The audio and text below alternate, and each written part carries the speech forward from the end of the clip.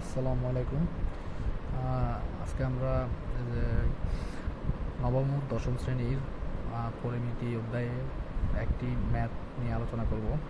তো এই ম্যাথটি দেখতে মানে কঠিন মনে হলেও কিন্তু আসলে এর ভিতরে আমরা অনেক কিছুই জানতে পারবো।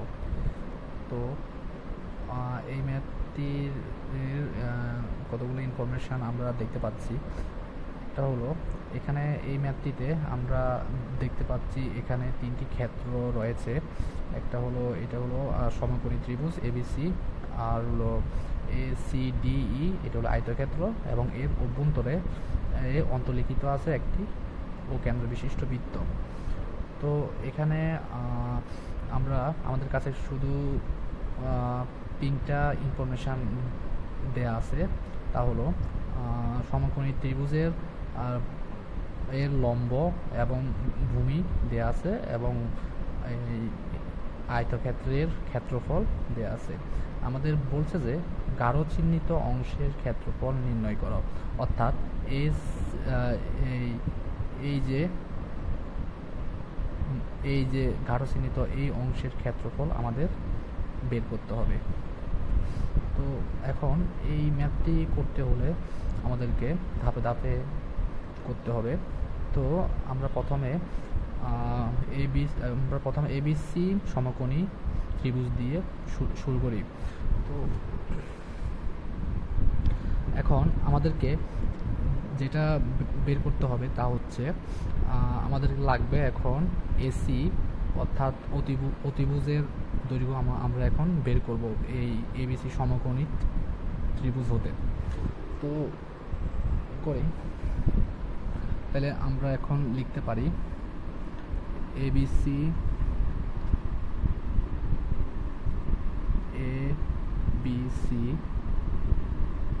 সমকোণী ত্রিভুজে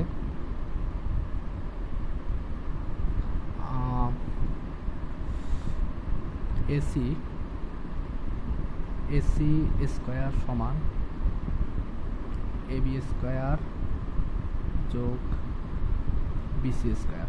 এটা কি? এটা হলো তোমার আপনার যে পিথাগোরাসের উপপাদ্য অনুসারে। তাহলে আমরা এখানে লিখে দিই পিথাগোরাসের উপপাদ্য অনুসারে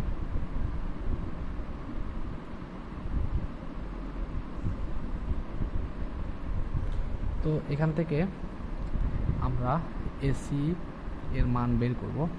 তো এখানে আমরা এসি ইকুয়াল লিখতে পারি, উভয় পক্ষে যদি আমরা বর্গমূল করি তাহলে আমরা এখানে লিখতে পারি এবি স্কয়ার যোগ এর বিসি, তো বিসি স্কয়ার।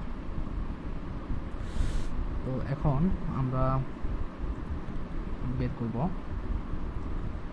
আমাদের কাছে এবি এর মান দেয়া আছে 12 সেন্টিমিটার।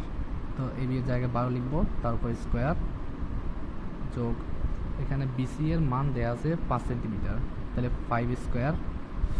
তাইলে আমরা এখানে পাবো 12 স্কোয়ার মানে হলো 144, আর 5 স্কোয়ার মানে হলো 25।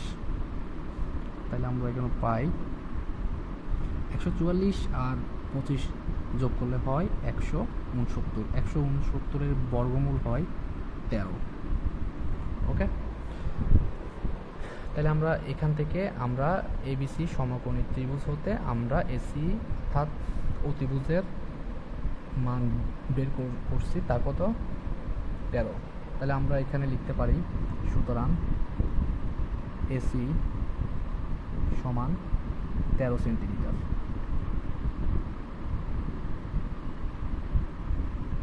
ওকে, তো এখন আমরা আমাদের এবিসি সমকোণী ত্রিভুজের আমরা যেটা বের করা দরকার আমরা সেটা বের করছি। এখন আমাদেরকে সমকোণী ত্রিভুজের দিকে যেতে হবে।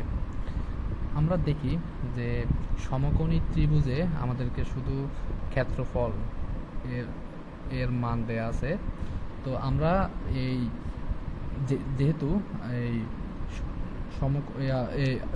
আয়তক্ষেত্রের ক্ষেত্রফলের মান দেয়া আছে, তো সমকোণী ত্রিভুজের এর এর যে আমরা অতিভুজটা বের করছি, এই অতিভুজ হচ্ছে আপনার আয়তক্ষেত্রের দৈর্ঘ্য। তো এখন আমরা এই প্রস্থ বের করতে হবে, প্রস্থ এই অথবা সিডি আমরা বের করতে হবে। তো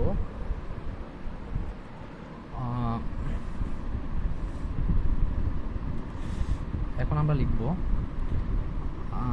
ABCD এখন ACDE আয়ত ক্ষেত্রের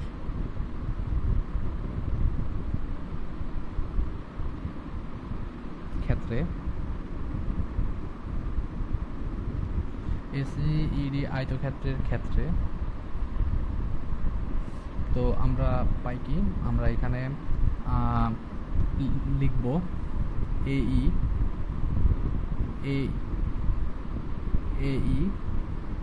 সমান CD সমান আমরা লিখব এখানে আমাদের এখানে আয়তক্ষেত্রের ক্ষেত্রফল দেয়া আছে 91 বর্গ সেন্টিমিটার। তো আমরা এখানে 91 লিখব। তো আমাদের এই আছে কি, আমাদের সমকোণী ত্রিভুজের অতিভুজ অর্থাৎ আয়তক্ষেত্রের দৈর্ঘ্য দেয়া আছে। আমরা ক্ষেত্রফল দিয়ে ক্ষেত্রফলকে আমরা দৈর্ঘ্য দিয়ে ভাগ দেব। তো আমরা লিখব কত, AC। তো আমরা এখানে লিখতে পারি 91। AC সমান কত, AC সমান আমরা পাইছি কত, 13। তো 91কে আমরা 13 দিয়ে যদি ভাগ দিই আমরা পাই কত, 7। তাহলে আমরা এখানে পাইছি তাহলে প্রস্থ 7 সেন্টিমিটার। তো এখন আমরা আমাদের কাজ কি, আমাদের কাজ হচ্ছে এখন আমরা বৃত্তের দিকে যাব, ঠিক আছে। তো অন্তর্লিখিত বৃত্তের দিকে যাব। তো এখন এই আয়তক্ষেত্রের আমরা একটা জিনিস আমরা লক্ষ্য করলে দেখব যে আয়তক্ষেত্রের AE হলো 7 সেন্টিমিটার, এই যে AE অথবা CD এটা হলো 7 সেন্টিমিটার। তো আমরা একটা জিনিস দেখি, আমরা যদি বৃত্তের যে ব্যাসটাও কিন্তু হবে 7 সেন্টিমিটার। তাহলে ও কেন্দ্র বিশিষ্ট বৃত্তে তাহলে আমরা লিখতে পারি, সুতরাং ও কেন্দ্র বিশিষ্ট বৃত্তের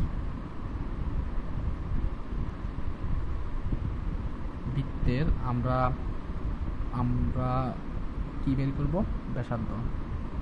বৃত্তের ব্যাসার্ধ সমান লিখব কত, ব্যাসের অর্ধেক। ব্যাস কত, আমরা ব্যাসের অর্ধেক, ব্যাস কত, ব্যাস হলো এই অথবা CD সমান 7। তাহলে 7 সেন্টিমিটার, তাহলে 7/2 সেন্টিমিটার। তাহলে হবে এটা 3.5 সেন্টিমিটার। 3.5 সেন্টিমিটার। তো 3.5 সেন্টিমিটার হলে আমরা বৃত্তের ব্যাসার্ধ পেয়ে গেছি।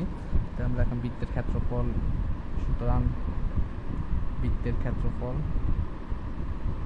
বৃত্তটির ক্ষেত্রফল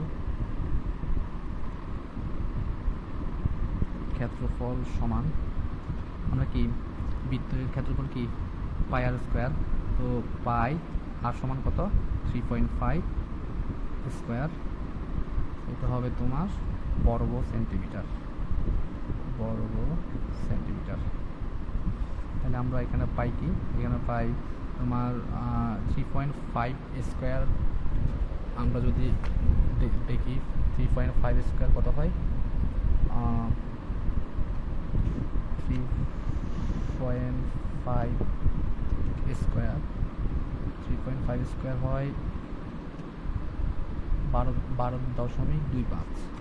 তাহলে আমরা এখানে পাই 12.25 পাই বর্গ সেন্টিমিটার, ঠিক আছে।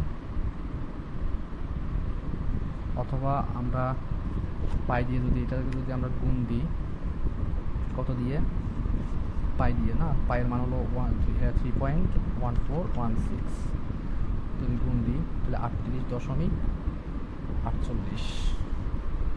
তাহলে আমরা লিখব 38.48 না 48 বর্গ সেন্টিমিটার। ওকে, তো এখন আমরা পাইছি কি, আমরা এই বৃত্তটির ও কেন্দ্র বিশিষ্ট বৃত্তটির ক্ষেত্রফল আমরা পাইছি। তো এখন আমাদের কাজ কি, আমাদের বলছে যে এই গাঢ় চিহ্নিত এই অংশটির ক্ষেত্রফল বের করতে। তো এই গাঢ় চিহ্নিত অংশের ক্ষেত্রফল আমরা বের করতে হলে আমরা একটা জিনিস আমরা লক্ষ্য করলে দেখি যে এই যে আয়তক্ষেত্রের ভিতরে কিন্তু এই বৃত্তটি অবস্থিত। তো তাই আমরা এই আয়তক্ষেত্রের ক্ষেত্রফল আমাদের যেহেতু দেয়া আছে, আয়তক্ষেত্রের ক্ষেত্রফল থেকে যদি আমরা বৃত্তের ক্ষেত্রফল বাদ দিয়ে দিই অর্থাৎ বিয়োগ করি, তাহলে আমরা এই গাঢ় চিহ্নিত অংশের ক্ষেত্রফল পাবো। তাহলে আমরা লিখতে পারি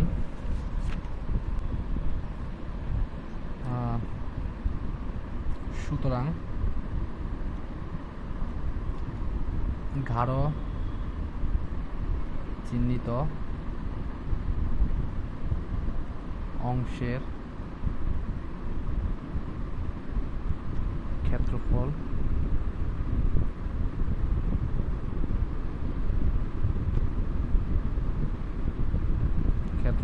সমান হবে কি,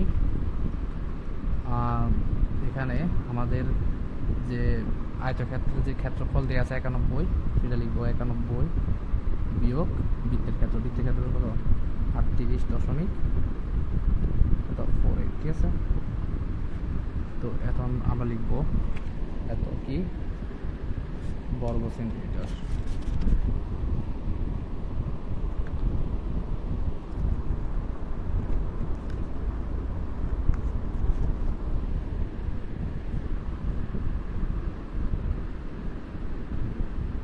তাহলে এখানে 91 থেকে 38.48 বাদ দিলে কত হয়, 38 এখানে দেখা যায়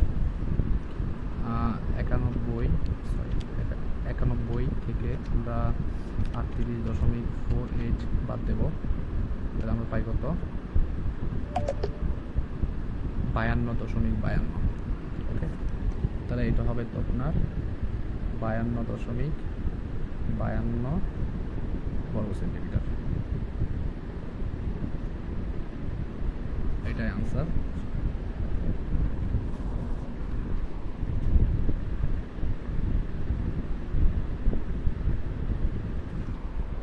তো তাহলে এই যে ম্যাথটা, এটা আমরা মানে সমাধান করতে অনেক কিছুই আমরা জানছি, বেসিক ইনফরমেশনগুলো জানছি, ফর্মুলাগুলো জানছি। তো এই ম্যাথটাকে আমি বলবো একটা একের ভিতর সব, এটা হলো মানে প্রবলেম সলভিং, এমন একটা প্রবলেম সলভিং যেটার মধ্যে অনেকগুলো ইনফরমেশান থাকে, মানে পুরো পরিমিতির অনেকগুলো কনসেপ্ট ক্লিয়ার হয়ে যায়। তো আজকের মতো আপাতত এই পর্যন্ত। তো পরবর্তীতে আরও প্রবলেম নিয়ে আসবো, প্রবলেম সলভিং অন্যান্য টপিকের উপরে। তো আশা করি ভালো থাকবেন। আসসালামু আলাইকুম।